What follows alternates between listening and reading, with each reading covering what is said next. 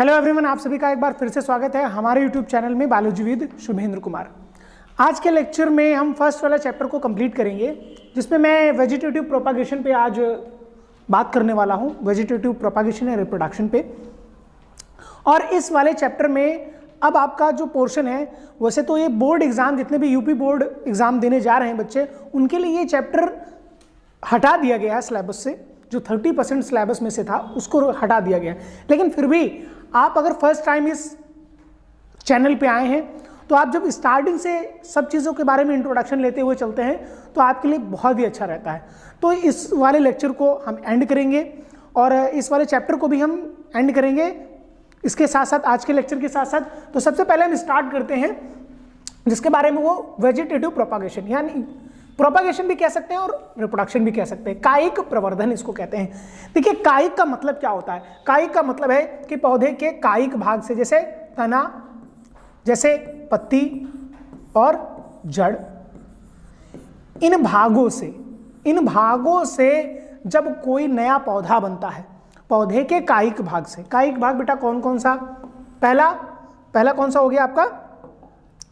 पहला हो गया आपका तना, पहला हो गया आपका तना, दूसरा आपका पत्ती, तीसरा आपका जड़। तो पौधे के कायिक भाग से जब नया पौधा बनता है तो इस चीज को और इस रिप्रोडक्शन को क्या कहते हैं? कायिक वेजिटेटिव रिप्रोडक्शन या कायिक प्रवर्धन कहते हैं। अब देखिए, यहां पर भी आपको दिखाया गया, जैसे कि स्टेम को भी दिखाया गया है, फिर इसके बाद इसमें लीफ को भी दिखाया गया और यहां पर रूट्स को भी दिखाया गया है, ठीक है, जिसमें दो पार्ट में इसको डिवाइड किया गया है। पहला कौन सा है आपका? पहला इसमें आ जाता है आपका रूट सिस्टम और उसके बाद आता है आपका शूट सिस्टम, यानी बिलो द ग्राउंड और अबव द ग्राउंड, यानी कि जमीन के नीचे का भाग और जमीन के ऊपरी भाग को, यानी ऊपरी भाग को क्या कहेंगे? शूट सिस्टम, और इसे क्या कहेंगे? रूट सिस्टम कहेंगे। फिर इसके बाद चलते हैं अपनी नेक्स्ट स्लाइड की ओर। अगर आपसे पूछेगा कायिक प्रवर्धन के प्रकार कौन कौन से होते हैं, यहां पर सारे प्रकार के बारे में हम डिस्कशन करेंगे, यानी टाइप्स ऑफ वेजिटेटिव प्रोपगेशन, ठीक है, कायिक प्रवर्धन के प्रकार। अब देखिए, यहां पर एक होगा जिसको हम कहेंगे नेचुरल। नेचुरल का मतलब जो प्राकृतिक रूप से हो रहा है। नेचुरल का मतलब क्या है? जो प्राकृतिक रूप से हो रहा है उसको हम क्या कहेंगे? प्राकृतिक कायिक प्रवर्धन। और जो कृत्रिम का मतलब जो मानव द्वारा कराया जा रहा है। कृत्रिम का मतलब जो मानव द्वारा कराया जा रहा है, जैसे कलम लगाना, दाब लगाना, गूटी बांधना, इसको सबको क्या कहेंगे हम? कृत्रिम, क्या कहेंगे? कृत्रिम कायिक प्रवर्धन, कृत्रिम कायिक प्रवर्धन। सब एग्जाम्पल के साथ, और आज मैंने स्लाइड पर आपके लिए फोटोज वगैरह भी लगा के रखी। तो फर्स्ट वाला है, स्टार्ट करते हैं हम, कि तनु द्वारा कायिक जनन। अब देखिए, इसमें आपके कई कंफ्यूजन दूर होने वाले हैं। इस लेक्चर में आपके कई बार आप किसी चीज को तना कह देते हो, यानी कि अगर बिलो द ग्राउंड है कोई चीज तो हम उसको क्या कहेंगे और किस बेस पे उसको हम रूट कहेंगे या किस बेस पे उसको हम शूट कहेंगे। तो कभी कभी ऐसा होता है, हर चीज जमीन के नीचे जो है वो रूट ही नहीं है, कुछ स्टेम भी है, तो आज आपके कंफ्यूजन दूर होने वाली है। जैसे कि इसमें ए पार्ट आ जाता है जिसमें भूमिगत तना, यानी अंडरग्राउंड जो होंगे वो स्टेम, यानी यहां पर जिसके एग्जाम्पल के बारे में बात करेंगे वो स्टेम तो जरूर होगा, पर वो अंडरग्राउंड स्टेम होगा। यानी क्या होगा? अंडरग्राउंड, यानी कि जमीन के नीचे। वैसे तो अभी आपने देखा प्लांट में देखने पर आपको पता चला कि नीचे क्या है? रूट है, और ऊपर क्या है? शूट। और शूट सिस्टम का जो पार्ट था वो स्टेम था। लेकिन यहां तो अंडरग्राउंड में क्या है? स्टेम है। यहां पर अंडरग्राउंड में क्या है? स्टेम है। तो देखिए, पहला इसका आ जाएगा आपका हिंदी मीडियम में आपका कंद, और इंग्लिश में इसको क्या बोलते हैं बेटा? ट्यूबर। और एग्जाम्पल क्या है आपका? आलू की ये आंखें, यानी कि आंखें नहीं, इसको आईबर्ड्स कहते हैं, और इन्हीं आईबर्ड से नया प्लांट बनता है और इन्हीं को ऐसे कट करके लगाया जाता है, खेतों में लगाया जाता है, जिससे आलू के नए पौधे, और उससे उनकी खेती यानी कि की जाती है, आलू की खेती की जाती है। फिर इसके बाद प्रकंद, आपसे टाइप में पूछ सकता है कि कंद में कौन सा? भूमिगत तना तो जरूर है, ये सारे के सारे भूमिगत तना है, लेकिन आपका कौन सा है? ये आपका कंद है। कंद में आपका क्या आ जाएगा? कंद में आपका आलू आ जाएगा। प्रकंद में यानी राइजोम में क्या आता है? अदरक आती है, और उसके साथ साथ अदरक के साथ साथ हल्दी भी आती है। तो ये क्या होता है? ये राइजोम होता है। ये देखिए, राइजोम का मतलब क्या होता है वो भी आप समझ लीजिए। राइजोम का मतलब कोई एक विशिष्ट आकृति नहीं होगी, कहीं से भी कहीं पर भी कैसे भी ग्रो करना है, जैसे कि ऐसे करके ऐसे करके ऐसे, ये क्या है, ये राइजोम शेप है, ये क्या है, राइजोम। तो वहां पर अपस्थानिक जड़ें, पर्वसंधि और कलिकाएं निकलती हैं, ठीक है। अब देखिए इसके बाद आपका आ जाएगा घनकंद। घनकंद में कौन एग्जाम्पल आपका याद रखना है, आपको अरवी याद रखना है। फिर आपका कौन आ जाएगा, आपका जिमीकंद आ जाएगा, केसर, केसर सैफरन, सैफरन भी इसमें आ जाता है। फिर इसके बाद जब हम बात करते हैं किसकी, शल्ककंद की, शल्ककंद का मतलब होता है बल्ब, कहते हैं बल्ब का मतलब ये प्याज भी हो गया, लिली हो गया, रजनीगंधा हो गया। इसमें लहसुन भी आ जाएगा, प्याज भी आएगा। अब आप प्याज को जब देखते हो तो ऐसे करके ऐसे ऐसे, ये देखिए ऐसे, ये होता है ना, और ऐसे करके इसमें होता है ऐसे ऐसे,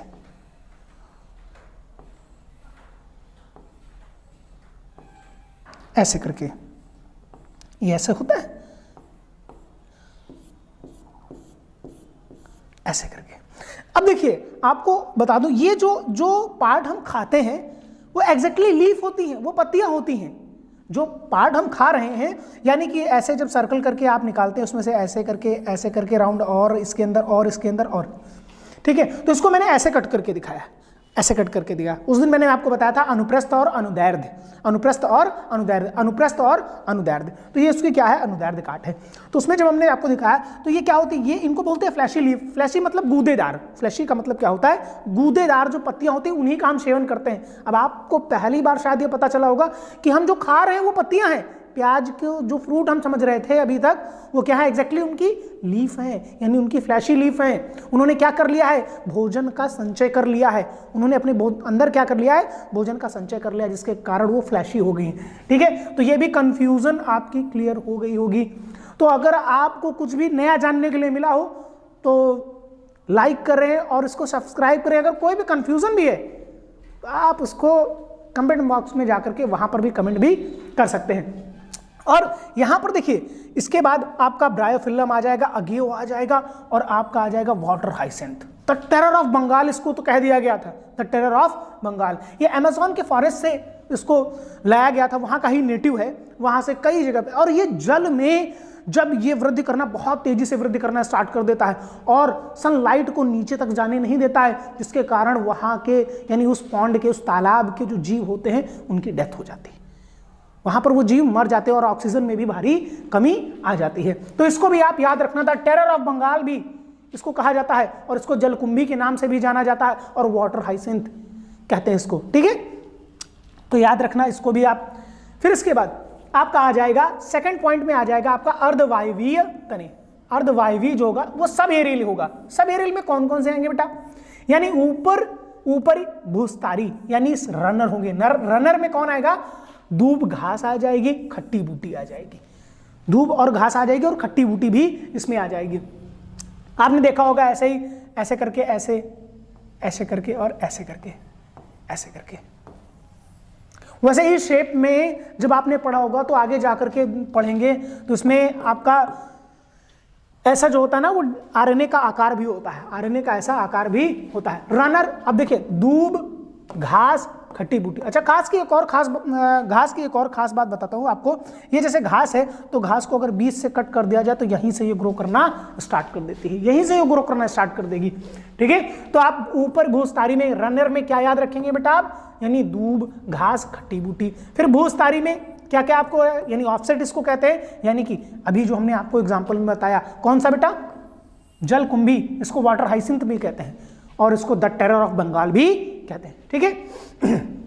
जलांतक, ठीक है। अंतः भूस्तारी जो होता है उसको शकर कहते हैं। शकर में आपका आ जाता है कौन सा, पुदीना आ जाता है। शकर में आपका कौन सा एग्जाम्पल आ जाएगा, पुदीना आ जाएगा। फिर भूस्तारी, भूस्तारी का मतलब स्टॉलिन, स्टॉलिन में आ जाएगा आपका स्ट्रॉबेरी। जैसे इधर मैंने एग्जाम्पल भी लगा के रखा है, ये देखिए रनर, यानी कि ये रनर मतलब घास जहां पर भी होगी थोड़ी जगह में होगी और धीरे धीरे धीरे धीरे वो पूरे के पूरे ग्राउंड को क्या कर लेती है, पूरे ग्राउंड को वो कवर कर लेगी, बहुत तेजी से वृद्धि करना प्रारंभ करती है और पूरे ग्राउंड को क्या कर लेगी, वो कवर कर लेगी। फिर इसके बाद स्टॉलिन आएगा। स्टॉलिन, स्टॉलिन के बाद भाई थोड़ी दूर तक जाता है और ग्रो करने के बाद वहां पर जब भाई ये ऊपर से जाएगा, ऊपर से जाएगा, इसलिए आपका आ जाएगा जो कि स्टॉलन पार्ट यानी भूस्तारीज कहेगा, और ये यहाँ पर ग्रो करना स्टार्ट, यहाँ पर रूट, और यहीं से नया प्लांट निकलना स्टार्ट हो जाता है। फिर शकर जो होगा, शकर नीचे नीचे, और ये वृद्धि करता है, यहाँ से नई जड़ें निकल आएंगी, तो पुनः यहाँ से ये नई जड़ें निकल आएंगी, ऐसे करके ये नई जड़ें निकल आ जाएंगी, और ये पुनः फिर से क्या नए पौधे में परिवर्तित हो जाएगा। ऑफसेट में अभी आपको बता दिया, ऑफसेट में ये देखिए, ये जलकुंभी का उदाहरण मैंने आपको साफ साफ अभी समझा दिया। फिर इसके बाद आपका आ जाएगा पत्तियों द्वारा कायिक जनन। आप जानते हैं इसको, ब्रायोफिल्लम को, अभी आपका एग्जाम्पल पीछे भी मैंने दिखाया, पीछे भी एग्जाम्पल मैंने आपको दिखाया, ठीक है। और आपका ये जो आता है ना, तो ये जो लीफ मार्जिन होता है, लीफ मार्जिन का मतलब इसके बीच में जो जगह खाली होती है उसको लीफ मार्जिन कहते हैं। उसको क्या कहते हैं? Leaf margin. जैसे कि मान लीजिए मैं कोई लीफ बनाता हूं, देखिए मैं कलर चेंज कर लेता हूं, है ना। अब देखिए जैसे मैं लीफ बनाता हूं ऐसे ऐसे करके, ऐसे,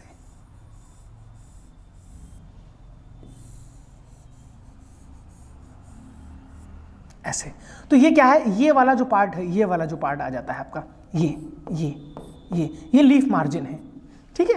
ये क्या है? Leaf margin. और यहीं से नया प्लांट ग्रो करना स्टार्ट कर देता है। पहला ब्रायोफिल्लम, बिगोनिया। दूसरा एग्जाम्पल किसका है? बिगोनिया का। तो इसमें आप पत्तियों द्वारा कायिक जनन, आप इसमें याद रखना। फिर आपका आ जाता है आपका बुलबिल। बुलबिल में यानी कि जब बुलबिल यानी वेजिटेटिव प्रोपागेशन बाय बुलबिल्स, यानी इसमें अनानास होता है, लेकिन ये अनानास का नहीं है, ये अनानास का एग्जाम्पल नहीं लगाया है। यहाँ पर अनानास आप देख चुके होंगे, पढ़ भी चुके होंगे, जानते भी होंगे अनानास को, तो अनानास का इसीलिए मैंने आपको लगाया नहीं है। ये आपका जो लगा हुआ डायग्राम वो अगेव का है। ये किसका है? अगेव का, ठीक है। ये अगेव का डायग्राम है, तो इसको याद रखना, ठीक है।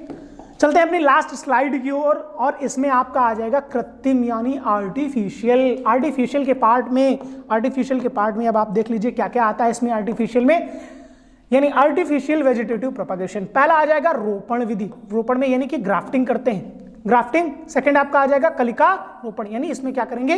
बडिंग करेंगे। ये आप टाइप्स जरूर याद रखना, इनके टाइप्स याद रखेंगे तो इजी रहेगा। कलम यानी कटिंग करना, कटिंग करके जैसे कहते हैं नहीं, उसमें ऐसे कलम कट करके कोई दूसरा प्लांट को, और ऊपर वाला ही प्लांट ग्रो करता है, ठीक है, ऊपर वाला ही प्लांट ग्रो करता है। अब नीचे वाले पार्ट को क्या कहेंगे? स्टॉक। नीचे वाले पार्ट को क्या कहेंगे? स्टॉक। और ऊपर वाले पार्ट को क्या कहेंगे? श्योन, ठीक है। ये बात भी याद रखना कि आपका इसमें भी पूछा जा सकता है, ठीक। यहाँ पर देखिए बड ग्राफ्टिंग है, ये आपकी क्या है? बड ग्राफ्टिंग। ये अप्रोच ग्राफ्टिंग है, ये टंग ग्राफ्टिंग है, ठीक है। फिर इसके बाद आपका आ जाएगा डी वाला, दाब लगाना, यानी कि लेयरिंग। भाई दाब क्या किया जाता है? भाई प्लांट को ऐसे ऊपर जा रहा है, ऊपर ग्रो करता हुआ, और उसको नीचे मिट्टी में दबा दिया जाता है, और वहीं से नया प्लांट ग्रो करना स्टार्ट कर देता है। वायु दाब यानी एयर लेयरिंग करेंगे।